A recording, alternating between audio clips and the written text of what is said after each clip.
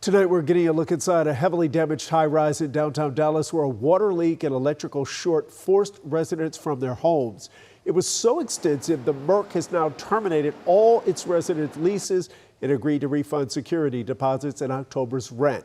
But it leaves tenants in limbo tonight, collecting their stuff and looking for somewhere to live. And now they're worried about safety after management said the doors to every unit will be left open to increase airflow. It's like a smash and grab without the smash. People are 100% able to go in there. We've reached out to the management company that runs the MERC and will update you as soon as we hear back. We're also working to learn more about the two people killed in a fiery plane crash in Fort Worth. This happened Sunday afternoon near Kicks Airfield. Surveillance video shows the moments the plane struck several parked semis, sending black smoke billowing into the air. That crash killed two people on board, and while the NTSB has investigators on the scene, it could be months before they release a full report. New tonight, two men who worked at a Paris, Texas pipe manufacturing plant say they endured blatant racism on the job and their complaints were ignored. They've now filed a federal lawsuit against American Spiral Weld, alleging racial harassment, discrimination, and retaliation. Now, the company disputes those claims, saying it is committed to treating all employees with dignity and respect. Senior crime and justice reporter Rebecca Lopez sat down with both men who described the taunts, slurs, even physical acts detailed in that lawsuit.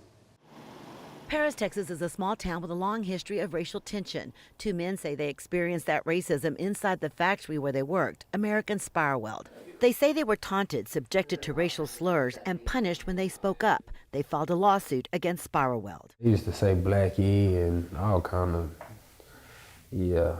Juwan Daniels says a coworker lassoed him with a rope. According to Daniels and his lawyers, several witnesses saw what happened as detailed in the lawsuit. The rope was hanging from the ceiling. The individual, he go grab the rope. He rounds it up, throws it, put it on my arm. Smiles, giggles, then his friend says, "Ha, you got you one."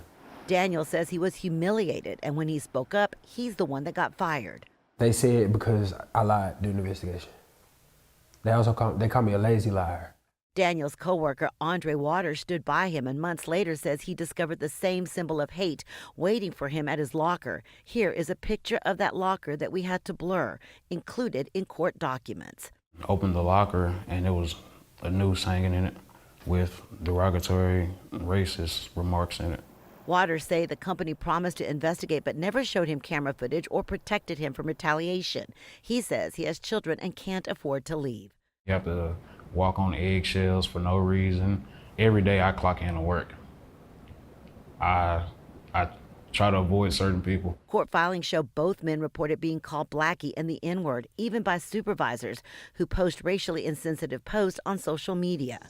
A Spiral Weld spokesperson says they could not comment on the allegations because of litigation, but issued a statement saying, American Spiral Weld is committed to fostering a positive and productive work environment for all, in keeping with the Golden Rule philosophy on which our company was founded.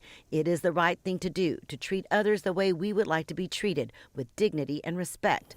Attorneys for Daniels and Waters say their clients disagree, saying supervisors were complicit. There are new allegations of racial hatred and discrimination in the workplace. Their attorneys also say this isn't just about one company. It's about a culture of racism that festers in certain businesses in Paris.